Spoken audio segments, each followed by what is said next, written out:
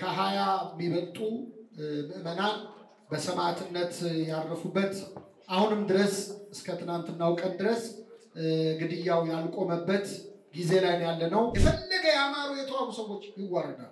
በየስፍራው መከራ እየተቀበሉ ያሉ አባቶቻችን፣ ወንድሞቻችን፣ እህቶቻችን፣ ህፃናትም ጭምር ሰማዕትነትን እየተቀበሉ ያለበት ጊዜ ነው። ይህንን ድምጽ የምትሰሙ እንዲህ ያለውን መከራና የክርስቲያኖችን በግፍ ሰማዕትነት መቀበል ለማስቆም ኃላፊነት ላይ ያላችሁ የተለያየ የመንግስትም ይሁን በስፍራው ስልጣን ላይ ያላችሁ ሰዎች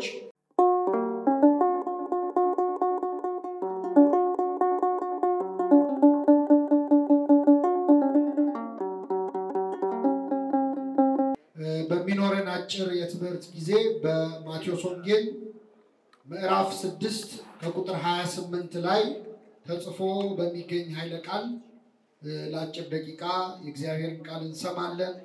የትምህርታችን ርዕስ የሚሆነው የሜዳ አበቦችን ተመልከቱ የሚል ይሆናል።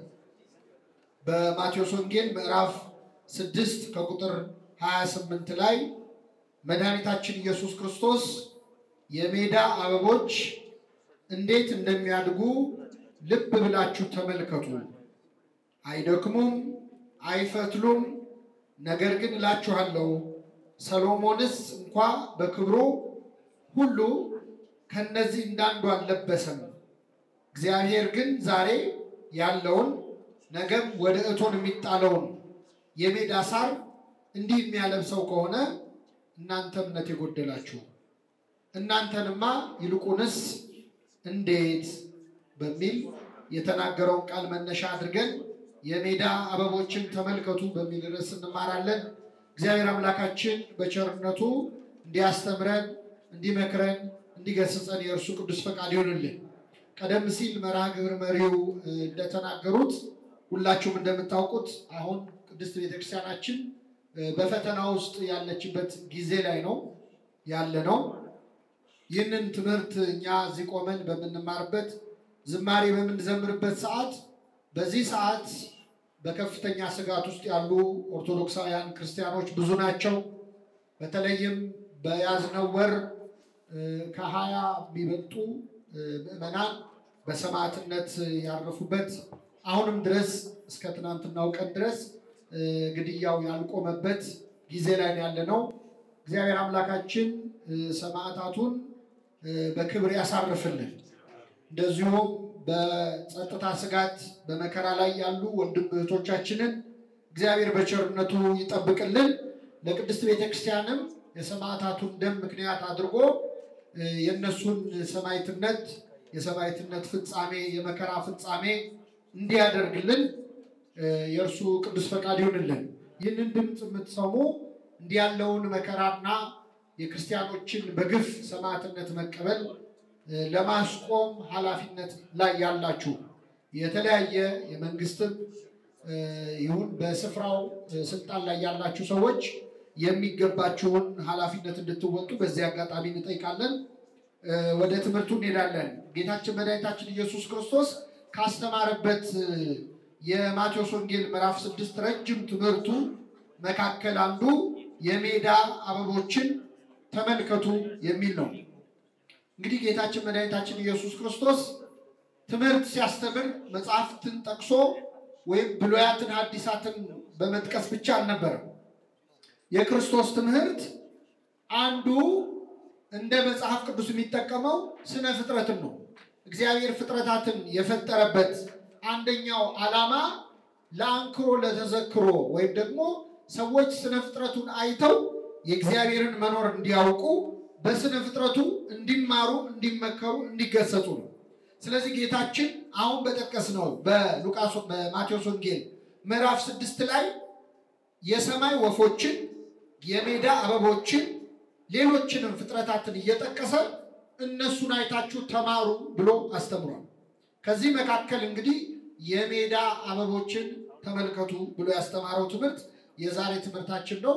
እዚህ ያላችሁ እዚህ አዳራሽ ውስጥ ያላችሁ እስቲ ከኔ ጋር በሉ የሜዳ አበቦችን ላይቭ ያሉትን ሳይሆን እዚህ ያላችሁ የሜዳ አበቦችን ተመልከቱ። አሁን በቤተክርስቲያናችን ያለንበት ዘመን የምን ዘመን ተብሎ ነው የሚጠራው? ዘመነ ጽጌ ወይም የአበባ ወራት ተብሎ ይጠራል። ስለዚህ አበባ አንዱ እግዚአብሔር ትምህርት የሚያስተምርበት መንገድ ነው። መድኃኒታችን ኢየሱስ ክርስቶስ አበቦችን ተመልከቱ ብሎናል። አበባ ስንመለከት ምንድነው የምንማረው? እግዚአብሔር በአበባ ውስጥ ያስቀመጠው ወንጌል፣ እግዚአብሔር በአበባ ውስጥ ያስቀመጠው መልእክት አለ። እንግዲህ አበባ የተለያየ ትርጉም ይሰጠዋል። አበባ ስናይ ነጭ አበባ ትርጉሙ እንደዚህ ነው። ቀይ አበባ ደግሞ እንደዚህ አይነት ትርጉም አለው ይባላል። ወጣቶች እየሰማችሁ ነው? ቀይ አበባ ስታዩ የምን ምልክት ነው? እንደማያውቃቱ ነው። ቀይ አበባ የፍቅር ምልክት፣ ነጭ አበባ እንደዚህ ምልክት እየተባለ ይተረጎማል። በመጽሐፍ ቅዱስ አይን ግን በመንፈሳዊ አይን አበባ ስናይ አራት ነገሮችን መመልከት እንችላለን። የዛሬ ትምህርታችን ባጭሩ ይሄ ነው። የመጀመሪያው አበባ ስናይ መድኃኒታችን ኢየሱስ ክርስቶስን እናስበዋለን። አበባ ባየን ጊዜ አበባ ክርስቶስን ያስታውሰናል። ይህ በብሉያት መጽሐፍት በደንብ የተጻፈ ነው። በተለይ ሰሞኑን በሚቆመው ማሕሌተ ጽጌ ወይም የአበባ ምስጋና በሚለው ምስጋናችን ላይ አበባ ተብለው ከሚጠሩ ነገሮች አንዱ መድኃኒታችን ኢየሱስ ክርስቶስ ነው። አስቀድሞ ታስታውሱ ከሆነ ድንግል ማርያም ከምትመሰልባቸው ምሳሌዎች አንዱ በዚህ በኦሪት ዘኍልቍ ምዕራፍ 22 ላይ የተጻፈው ታሪክ ነው። እግዚአብሔር የሙሴን ወንድምን አሮንን ካህን አድርጎ በቤተ መቅደስ እንዲያገለግል አድርጎን ነበር። አሮን በቤተ መቅደስ ሲያገለግል ግን በዚያ ዘመን የነበሩ እስራኤላውያን ሙሴ ወንድሙን አሮንን ሾሞት መስሏቸው ተመቅኝተው አመጽ አስነስተው ነበር። አንደኛው ወንድም እንደ ንጉስ ይመራናል፣ ሌላኛው ወንድም ደግሞ እንደ ካህን ያስተዳድረናል፣ ከነሱ ውጭ ሰው የለም ወይ ብለው ቆሬ፣ ዳታንና አቤሮን የሚባሉ ሰዎች በሙሴና በአሮን ላይ አመጽን አስነሱ ይላል። ይህንን አመጽ ባስነሱ ጊዜ እግዚአብሔር በትክክል አሮንን እንደመረጠው ለማስረዳት ለሙሴ አንድ ነገር አዘዘው። ከ12ቱ የእስራኤል ነገድ መካከል አንዳንድ በትር ሰብስብና ከቤተ መቅደስ አሳድር። መቅደሱ ካደረ በኋላ በማግስቱ የማንን ነገድ ለክህነት እንደመረጥኩኝ እኔ ራሴ ያሳያለሁ። ስለዚህ ምርጫ ሊያካሂድ ነው ማለት ነው እግዚአብሔር ለክህነት ማን እንደመረጠ። ስለዚህ 12 በትሮች ተሰበሰቡ፣ በቤተ መቅደስ ውስጥ አደሩ። በማግስቱ ሲመጡ ሳይተክሏትና ውሃ ሳያጠጧት የማን በትር አብባ ተገኘች? የአሮን በትር አብባ ተገኘች። አበባ በላይዋ ላይ አብቦ ነበር። ይህች ሳይተክሏት ውሃ ሳያጠጧት ያበበች በትር የምትባለው ማነች? እመቤታችን ነች። በትር አሮን ምንላት ማለት ነው። ሳይተክሏት ውሃ ሳያጠጧት ማለት ያለ ወንድ ዘር ክርስቶስን መውለዷን ነው ያሳየው። ያበበችው አበባ ደግሞ ያፈራችው አበባ ማን ነው ማለት ነው? መድኃኒታችን ኢየሱስ ክርስቶስ ነው። ስለዚህ አበባ ስናይ መጀመሪያ ማሰብ ያለብን ማንን ነው? ክርስቶስን ነው። እሷ በትር ነች። ከእሴይ ግንድ የወጣች በትር እሷ ነች። አበባው የተባለው መድኃኒታችን ኢየሱስ ክርስቶስ ነው። ክርስቶስ ምን አይነት አበባ ነው? ነጭ አበባ ነው? ቀይ አበባ ነው? አሁን ሰሞኑን አባቶቻችን ማሕሌት ሲቆሙ እንዘ ተሐቅፍዮ ለሕፃንኪ ጽጌ ጻዕዳ ወቀየ። እስቲ ከኔ ጋር በሉ ነጭም። ይሄ ብቻ ነው ድምጻችሁ? ነጭም በሉ እስኪ። ቀይም አበባ። ክርስቶስ ነጭም ቀይም አበባ ይባላል። እንዘ ተሐቅፍዮ ጽጌ ጻዕዳ ወቀየ። ነጭም ቀይም አበባ የሚባል ልጅሽን ታቅፈሽ ወደ እኔ ነይ እያልን ነው የምንዘምረው። ክርስቶስ ነጭ አበባ ነው። ነጭ የሚባለው ስለ አምላክነቱ ነው። ጻዕዳ በመለኮቱ ይላሉ አባቶቻችን። ስለ አምላክነቱ ነጭ አበባ ነው። ዓርብ ዕለት ስለተቀበለው መከራ ደግሞ ምን አበባ ነው? ቀይ አበባ ነው። ዓርብ ዕለት ክርስቶስን ያየው ሰው ቀይ ሆኖ ነው የሚያየው። ለምን? ፊቱ በደም ተለውሶ ነበረ። በመስቀል ላይ ተሰቅሎ የነበረው ቀይ አበባ መድኃኒታችን ኢየሱስ ክርስቶስ። ስለዚህ አባቶቻችን በማሕሌት ምን ይላሉ? ቀይም ነጭም አበባ የሚባል ልጅሽን ታቅፈሽ ወደ እኔ ነይ እያልን ነው የምንለምናት እመቤታችን ወደ ሁላችን ትምጣለን። ስለዚህ ቀይ አበባ ነጭ አበባ የተባለ መድኃኒታችን ኢየሱስ ክርስቶስ። አበባ ቀይ ነጭ መሆኑ ብቻ አይደለም። አበባ ስናሸተው ምን አለው? መዓዛ አለው። በጣም ደስ ይላል። ብዙ ሽቶዎች የሚሰሩት ከአበባ ነው። ውስጡ መዓዛ አለው። አበባ ስናሸተው ለትንሽ ደቂቃ አይምሯችንን ይነሳል። ደስ የሚል ስሜት እንዲሰማን ያደርጋል። መድኃኒታችን ኢየሱስ ክርስቶስ ንቦችን እንደሚስብ እውነተኛ አበባ ነው። ራሱ ምን አለ? ከምድር ከፍ ያልኩኝ ጊዜ ሁሉን ወደ እኔ እስባለሁ አለ። ክርስቶስ ከምድር ከፍ ያለው መቼ ነው? ሲሰቀል ነው። መስቀል ላይ ሆኖ በመዓዛው ሁላችንን ስቧል። ነፍሳትን ከሲኦል ወደ ገነት ስቧል። ስለዚህ እውነተኛ አበባ የሚባለው ማን ነው? መድኃኒታችን ኢየሱስ ክርስቶስ ነው። አበባ መዓዛ እንዳለው ደግሞ መዓዛው አእምሮን እንደሚሰውር ክርስቶስ ቅድስናው ንጽህናው አእምሮን የሚሰውር እውነተኛ አበባ ነው። የክርስቶስን መዓዛ ለማሽተት ያብቃል። አሁን ሰሞኑን በሚቆመው ማህሌት ላይ አባ ጽጌ ድንግል ምን ብሏል መሰላችሁ? አበባን ያሸተተ ሰው ለትንሽ ደቂቃ አእምሮውን ይነሳዋል አይደል? የአበባው መዓዛ። እመቤታችንን ምን ይላታል? የአበባሽን የክርስቶስን መዓዛውን ያሸተተ ሰው ይላል ውግረተ አይባ ይመስሉ ሐሰረ፣ በድንጋይ መወገር ገለባ ይመስለዋል። እሳተኒ ማይባይ ቆሪደ፣ እሳት ደግሞ ቀዝቃዛ ውሃ ይመስለዋል ይላል። የአበባሽን የክርስቶስን መዓዛውን ያሸተተ ሰው በድንጋይ ቢወግሩት ገለባ ይመስለዋል የተባለው ስለ ቀዳሜ ሰማዕት ስለ ቅዱስ እስጢፋኖስ ነው። እስጢፋኖስ በድንጋይ እየተወገረ ገለባ እንኳን ያረፈበት አይመስልም ነበረ። ስለዚህ የመዓዛሽን የክርስቶስን የልጅሽን የአበባሽን መዓዛ ያሸተተ ሰው በሰማዕትነት አደባባይ ላይ ቆሙ። አሁን ዛሬ ሞቱ እያልን የምንናገራቸው በሰማዕትነት ያረፉ ወንድሞቻችን ባለፉት ዓመታት ያረፉት ራቅ ብለን እዛ ሊቢያ በረሃ ላይ ተንበርክከው ሰማዕትነት ሲቀበሉ ታስታውሳላችሁ። እነዚህ ሁሉ የሞቱ ሰማዕታት ምንድነው መከራውን እንዲቋቋሙ ያደረጋቸው?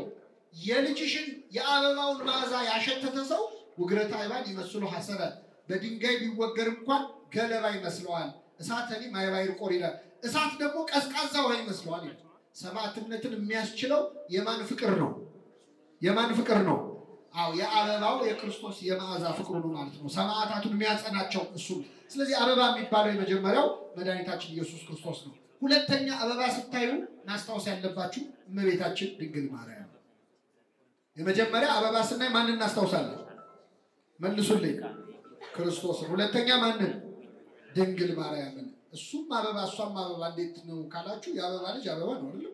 ነው አይደለም? በእናቱ ወጥቶ ነው እንግዲህ። እሷም አበባ ነች፣ እሱም አበባ።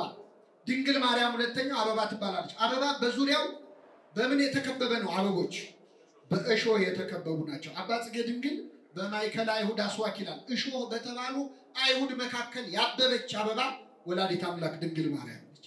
በበረሃ መካከል ያበበች በዘምድረ ቆላ ይላል የአበባ የበረሃ አበባ የምትባል ሳሮን የምትባል ወላዲተ አምላክ ድንግል ማርያም ነች። ለምን? በዙሪያዋ በጣም ክፉ ሰዎች ነው ያሉት። አይሁድ ናቸው፣ እንደ ሾህ የሚዋጉ ሰዎች ናቸው። ስለዚህ አበባ ስናይ ሁለተኛው የምናስታውሳት ማንን ነው? ወላዲተ አምላክ ድንግል ማርያም ነው። ሶስተኛ አበባ ስናይ የምናስታውሰው አንድ የመጽሐፍ ቅዱስ ጥቅስ አለ። አበባ ባያችሁ ጊዜ እንድታስታውሱት መጽሐፍ ቅዱስ የተናገረው ቃል አለ። እንደዚህ ይላል። የተዋረደው ወንድም የያዕቆብ መልእክት ምዕራፍ 1 ከቁጥር 9 ላይ የተዋረደው ወንድም በከፍታው ባለጠጋም በውርደቱ ይመካ መለስበታለሁ፣ እንደ ሳር አበባ ያልፋልና ይልና አበባ ይረግፋል የመልክም ውበት ይጠፋል ይላል። እስኪ በሉ አበባ ይረግፋል የመልክም ውበት ምን ይላል? ይጠፋል። ስለዚህ አበባ ስታዩ ሶስተኛ ማሰብ ያለባችሁ ውበት ሐሰት መሆኑ። መጽሐፍ ቅዱስ ውበት ሐሰት ነው ደምግባትም ከንቱ ነው ይላል። ዓለም ላይ በጣም ውብ የሆኑ ሰዎች የሚያምሩ ሰዎች በውበታቸው የሚመኩ ውበታቸው ለዝሙት ለአመንዝራነት የሚጠቀሙ ሰዎች አቤት እንደሷ ያለ መልክ ያለው የለም፣ እንደሱ ያለ ግርማ ሞገስ ያለው የለም የተባለላቸው ሰዎች ያ ውበት ግን እንደ አበባ ምን ይላል? ይረግፋል። ሁሌ ቆንጆ ሆኖ መኖር አይቻልም። ሁሌ ውብ መኖር አይቻልም፣ ሆኖ መኖር አይቻልም። ስለዚህ አበባ ስታዩ ሶስተኛው የዚህ ዓለም ውበት ምን እንደሚል ነው? እንደሚረግፍ። ውበት ሐሰት ነው ደምግባትም ከንቱ ነው ይላል። ውበት ሐሰት ነው የተባለው ለምንድን ነው? አንደኛው ውበት ውብ የሆነ ነገር ሁሌ ውብ ሆኖ ሊቆይ አይችልም። ብዙ ጊዜ ውበትን አይቶ አሁን አብዛኛው ሰው በተለይ ወጣት ለጋብቻ ሲመርጥም እንደው ለጮኝነትም ሲመርጥ ውበት ያላትን ነው የሚመርጠው። ጥሩ ነው፣ ግን ስክሪን ሴቨሩ ነው እሱ። ገና መጀመሪያ ስታየው ውበት ሲቆይ ምን ይላል? ይጠፋል። እዚህ መጽሐፍ ቅዱስ ላይ ያዕቆብ የተባለ ነቢይ አለ። የአብርሃም የይስሐቅ ልጅ ማለት ያዕቆብ ውሃ የሚቀዱ እረኞች ባሉበት መጣና ምን እየሰራችሁ ነው አላቸው። ውሃ ልንቀዳ ነው። ለምን አትቀዱም? አይ ውሃው በትልቅ ጉድጓድ ተዘግቷል፣ በድንጋይ ተዘግቷል እና እሱን ለማንሳት ብዙ ሆነን ነው ማንሳት የምንችለው፣ ለዛ ነው አለ። እሺ ብሎ አብሯቸው ቁጭ ብሎ እያወራ እያለ ራሔል የምትባል ሴት መጣች። ራሔል በጣም መልካም ነበረች፣ በጣም የምታምር ናት። ልክ ገና ስትመጣ ሲያያት እሷን አይቶ ይገርማቸዋል። ለ20 የሚነሳው ድንጋይ ብቻውን አነሳ። ምንድነው ሴት የላከው ምን አይደል? ድንጋይ ከብደው ማለት አነሳው። የሚገርመው ራሔልን የወደደው ውበቷን ብቻ አይቶ ነው። ሃይማኖቷን አይደለም፣ ምግባሯን አይደለም። ያየው መከራ ልነግራችሁ አልችልም። ጣዖት ሁሉ ቤቷ አምጥታበት ብዙ ጣጣ አስገብቷል። የረሳው ነገር ምንድነው? ውበት ምንድነው? ሐሰት ነው። ደምግባትም ከንቱ ነው። ለጊዜያዊው ዓለም ለጊዜያዊ ውበት ነው። አሁን ዓለም የሚዘፍነው እኮ ስለ ውበት ነው አይደል? አይኒስ ጸጉርሽ ነው ዘፈኑ ሁሉ። ግን እንደሚያልፍ እንረሳዋለን። አባቶቻችን ይሄ ስለገባቸው ነው። አሁን የምናከብራቸው ቅዱሳን በሙሉ የውበት ከንቱነት የገባቸው። ቅድስት አርሴማ ውብ ነበረች፣ ግን ውበቷ እንቅፋት አልሆነባትም። በውበቷ ብዙ መከራ ተቀብላለች፣ ግን ውበቷ ወደ ዝሙት እንዳያመራ ድንግልናዋን ጠብቃ በንጽህና ኖራለች። በረከቷ ይደረብን። ሕፃኑ ዘካርያስ ይባላል በቤተክርስቲያናችን። ይሁን የሳስበው የሚገርመኝ አባት የ14 ዓመት ልጅ ነው። የስንት ዓመት? የ14 ዓመት። አባቱ ገዳም ይዞት ሄደ። እናቱ ስትሞት ከነ ልጁ ገዳም ይዞ ገባና ልጄም እዚሁ ይኖር እኔም እዚህ መነኩሳለሁ አለ አባቱ። ሲል መነኮሳቱ ሲያዩት ሕፃኑ ዘካርያስ በጣም መልካም ነው፣ ውብ ነው፣ የሚያሳሳ ሕፃን። አይ ይሄንን የመሰለ ሕፃንማ ገዳም አናስገባም። አንደኛ መልካም ስለሆነ እያደገ ሲመጣ በውበቱ ፈተና ይመጣበታል፣ የምንኩስናውን ላይሆነው ይችላል። ሁለተኛ እዚህ ይሄን የመሰለ ሕፃን ደግሞ ሲያዩ መነኮሳቱ የማግባት የመውለድ ፍላጎት ሊፈተኑ ይችላል። ስለዚህ ይሄንን ልጅ ቶሎ እንመልሰው ከዚህ አሉ። እየሰማችሁ ነው? ሕፃኑ ዘካርያስ ይሄ ወሬ ሲወራ ይሰማል። ሕፃን ነው አይሰማም ብለው ነው እነሱ የሚያወሩት። ከዛ በማግስቱ ይገርማቸዋል፣ ብቻውን ማለት ነው ወደ ገዳሙ ተግባር ቤት ገባና ድስት ሰረቀ። ድስት ሰርቆ በውሃ ሞላውና ወደ በረሃ ሄደ። በረሃ ገብቶ ያ ውሃ እስኪፈላ ድረስ ጠበቀ። ከዛ በፈላው ውሃ ፊቱን አቆሳሰረ። ፊቱን አቁስሎ የሚያስፈራ እስኪመስል ድረስ ፊቱን አቁስሎ አንፍሮት መጣ። ከዛ ተመልሶ ገዳም ሲያየው መነኮሳቱ ደነገጡ። ምን ሆኖ ነው? ማን ነው ሲያዩት የትናንቱ ሕፃን። ምን ሆነ ነው አሉት። ፊትህን ለምን እንደዚህ ያደረከው አሉት። ይህ ውበቴ ዛሬ ከገዳም ካስወጣኝ ነገ ከእግዚአብሔር መንግስት ያስወጣኛል። ዛሬ ከእናንተ ማህበር ከለየ ነገ ከቅዱሳን ማህበር ይለየኛል። ስለዚህ ውበቱ ቢቀርብኝ ይሻላል አለ። ይህ ቅዱስ የተረዳው ውበት ምን መሆኑን ነው? ሐሰት መሆኑን ይረግፋል አለ። ስለዚህ አበባ ስታዩ በውበት የምትመኩ በማማራችሁ የምትመኩ ሰዎች አትመኩ። እንኳን እናንተ አበባ እንኳን ምን ይላል? ይረግፋል። ያው ውበቱ ይጠወልጋል። እናንተም እንደ አበባ ናችሁ። ሰብሰ ከመሳይር መዋዕሊሁ ሰው ዘመኑ እንደ ሳር ነው። የፈለገ ያማሩ የተዋቡ ሰዎች ይዋረዳሉ። ስለዚህ አበባ ስታዩ ይህን ተማሯል።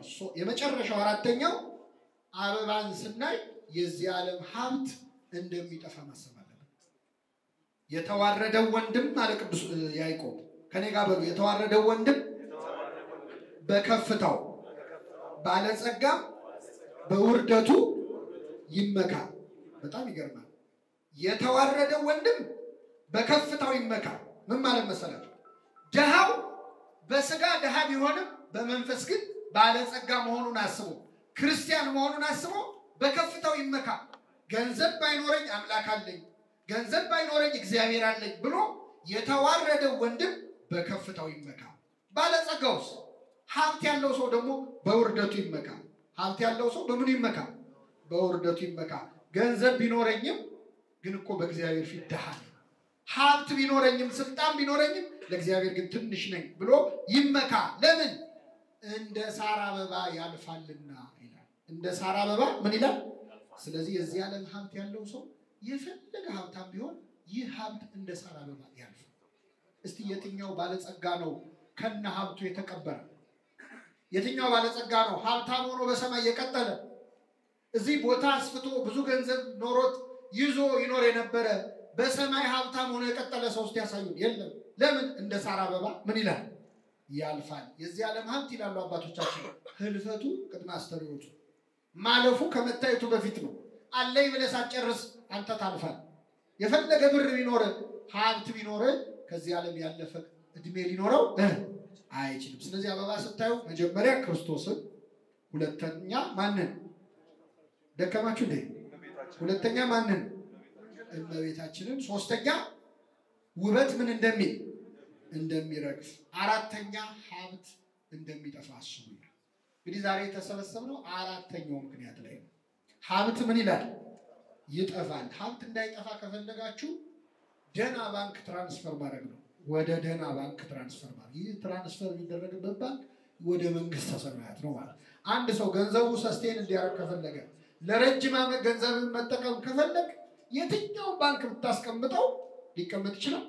አይችል። ዓለም ላይ በጣም ብዙ አምባገነኖች ገንዘብ ያስቀምጡበት ባንክ አለ። ምን ባንክ ነው የሚባለው? አላችሁ እንደዚህ መሀል አምባገነኖች? ስዊዝ ባንክ። እኔ አጋጣሚ ሄጄ አይቼዋለሁኝ ሀገሩን እና በጣም የሚያስቅ ነገር የሰማሁት ልንገራችሁ። ስዊዝ ባንክ ገንዘብ ያስገባል እንጂ አያወጣም። በጣም ብዙ አምባገነኖች ወስደው ስዊዝ ባንክ ገንዘብ ያስቀምጣሉ። በቀላሉ ነው የሚያስቀምጡት። ለማስወጣት ግን መጀመሪያ ገንዘቡ የነሱ መሆኑን ማስረጃ አምጡ ይባላል እና ብዙዎቹ ጠበቃ ቆመው ሲከራከሩ ገንዘቡ ሳይወጣ እነሱ ከዚህ ቻለም ያወጣሉ። እና ስዊዝ ባንክ ኮንሰፕቱ ምንድነው? ተሰርቆ የመጣ ገንዘብ ሌጋሊ መመለስ እንደማይችል ስለሚያውቁ ስዊዞች ገንዘቡን ለማስቀረት ነው የሚጥሩት። ጠበቃ ቆመው ነው የሚያስቀሩበት እና 20 ዓመት 30 ዓመት ተከራክረው ነው ሰው ገንዘብ የሚያገኘው። ዓለም ላይ የታመነው ባንክ እንኳን ገንዘብ አይሰጥም። ገንዘብን እጥፍ አድርጎ በወለድ የሚከፍልህ ማን ብቻ ነው? እግዚአብሔር ብቻ። የሚገርማችሁ እዚህ ምድር ላይ በጣም ትንሽ ያደረግናትን ነገር እዛ እጥፍ አድርጎ የሚጠብቀን እግዚአብሔር። አንደኛ መንግስቱን ነው የሚሰጠን። እግዚአብሔር መንግስቱን በርካሽ ዋጋ ሸጠው ይላል። በምን ሸጠው? በጠብታ እንባ። በአንድ እንባ ዘለላ መንግስቱን ይሸጥልሃል። ትንሽ ነው የሚበቃው። ስለዚህ ገንዘብ ያለው ሰው ገንዘቡን ማስባረክ ከፈለገ እንደ አበባ የሚያልፈውን ገንዘብ ዘላለማዊ ማድረግ ከፈለገ መንፈሳዊ ነገር ላይ ማሳረፍ ነው። አሁን የተሰበሰብንበት የደብረ ዕንቁ ልደታ ፕሮጀክት በእውነት ትልቅ ትርጉም አለው። ብዙ ዋጋ የተከፈለበት ነው አይደለም? በጣም ብዙ ዋጋ እዚህ ቦታ ላይ ይህንን ፕሮጀክት ለመስራት ይችን ቤተክርስቲያን እንዲህ ባለ ግርማ እንድትቆይ ለማድረግ ብዙ ዋጋ ከፍለዋል አባቶቻችን፣ ወንድሞቻችን። አሁን ጉልላቱ ላይ የተጠራው በጣም ያስቀው ሊያልቅ ሲል ነው ገንዘብ አዋጡ የተባለው። ልክ ይሄ ጦርነቱ ሊያልቅ አካባቢ ትግሉን የሚቀላቀሉ ወታደሮች አሉ ታውቃላችሁ። ጦርነቱ ድል ሊቀርብ ሲል እና የድል አጥቢያ አርበኛ ይባላል። አሁን እኛ ጉልላቱ ላይ ፊኒሽንጉ ላይ የተጠራ ነው። ግን የምናገኘው በረከት ከጀመሩት እኩል ነው እና ወንድሞቻችን አባቶቻችን የከፈቱልን እድል ተጠቅመን ይህንን ፕሮጀክት እንድንረዳ ነው። የሜዳ አበቦችን ተመልከቱ። ገንዘባችሁን ያሳሳችሁ ከሆነ አበባ ነው ገንዘቡ። ነገ ምን የሚል ነው? የሚጠፋ ነው፣ ሳትጠቀምበት የምትቀር ነው እና ይህንን በረከት ይህንን የምትሰሙ ሁሉ በያላችሁበት እንድትካፈሉ ይሁን። በየስፍራው መከራ እየተቀበሉ ያሉ አባቶቻችን፣ ወንድሞቻችን፣ እህቶቻችን፣ ህፃናትም ጭምር ሰማዕትነትን እየተቀበሉ ያለበት ጊዜ ነው። እግዚአብሔር ይህን ክፉ ጊዜ በቸርነቱ ያሳልፍልን፣ የሰማዕታቱን በረከት ያሳድርብን። እግዚአብሔር ይስጥልን።